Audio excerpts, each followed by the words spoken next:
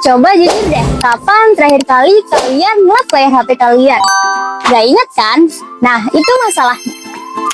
Dan tenang aja, aku juga gitu kok. Bangun tidur yang pertama dicari pasti HP.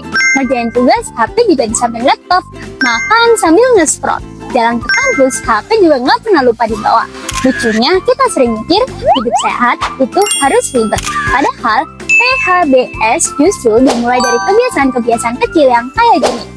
Tapi pernah kepikiran gak sih sebenarnya kemana aja sih HP itu ikut kita, dan apa aja yang diam-diam ikut nempel di layar yang setiap hari kita sentuh? Oh no!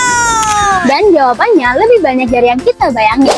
Riset mikrobiologi menemukan kalau layar HP bisa jadi tempat berkumpulnya berbagai bakteri, termasuk E. coli dan Staphylococcus.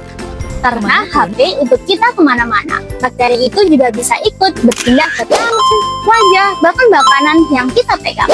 Bukan berarti kita harus takut sama HP, tapi sekarang kita jadi tahu kenapa kebiasaan kecil itu penting. Untungnya solusinya juga sesederhana itu.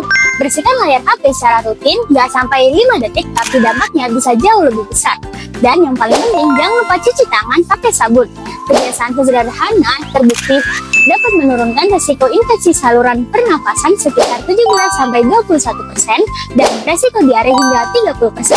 PHBS ternyata bukan soal melakukan hal yang besar, tapi soal melakukan hal kecil secara konsisten. Tapi ternyata bukan cuma soal HP, ada satu kebiasaan lagi yang kayaknya hampir semua mahasiswa pernah lakuin. Duduk berjam-jam, ngerjain tugas, nonton, scroll, tahu-tahu udah sore aja. Aku juga sering pikir, tenang aja, nanti malam kalau mau olahraga 30 menit juga udah beres. Ternyata nggak sesederhana itu. Penelitian menunjukkan kalau olahraga 30 menit di malam hari belum cukup untuk mengimbangi kebiasaan duduk diam selama 8-10 jam sehari. Bahkan ada istilahnya loh, active couch potato. Kedengarannya lucu kan? Nah, artinya kita rajin olahraga, tapi sepanjang hari tubuh kita tetap terlalu lama diam.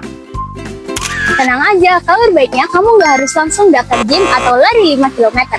Sekarang ada konsep yang namanya Snatchivity. Bukan olahraga berat, tapi gerakan-gerakan kecil yang diselipkan di sela aktivitas kita. Misalnya, berdiri sebentar, jalan beberapa langkah, atau sekedar stretching 2-5 menit setiap 30-60 menit gitu. Kelihatannya sederhana kan?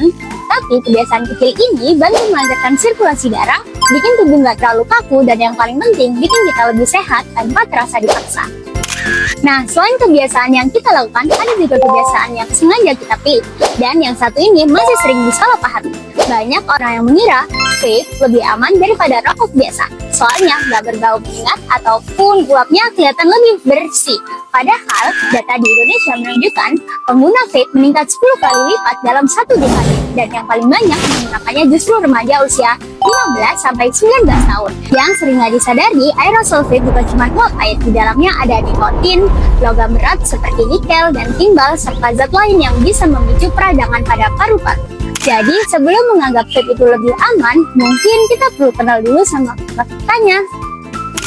Terus ada 2 kebiasaan kecil lagi yang sering banget kita sepelein, isi piring dan jam tidur. Padahal data menunjukkan sekitar 96,7% masyarakat Indonesia masih kurang makan buah dan sayur. Sayang banget karena makanan yang kita pilih setiap hari juga berpengaruh ke daya tahan tubuh, bahkan suasana hati kita. Terus soal begadang, tidur kurang dari 7-8 jam setiap malam ternyata bisa meningkatkan resiko gangguan metabolik hampir 2 kali lipat. Jadi bukan cuma bikin ngantuk besok paginya. Kadang yang tubuh kita butuhkan bukan kerja lebih keras, tapi istirahat yang lebih cukup. Nah, mungkin sekarang pertanyaannya bukan lagi apa aku hidup sehat atau enggak ya.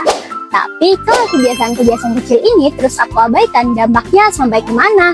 Nah, jawabannya ternyata lebih besar dari yang kita kira. Bukan cuma bikin kita lebih gampang sakit, tapi juga ikut memperbesar beban kesehatan di Indonesia. Bahkan negara menghabiskan sekitar 27,5 triliun untuk menangani penyakit yang banyak diantaranya sebenarnya bisa dicegah lewat kebiasaan hidup sehat. Dan yang paling rentan merasakan dampaknya seringkali bukan kita, tapi anak-anak, lansia, atau orang yang daya tahan tubuhnya sedang lemah. Jadi, setiap kebiasaan kecil yang kita pilih hari ini ternyata juga bisa menjadi cara kita menjaga mereka.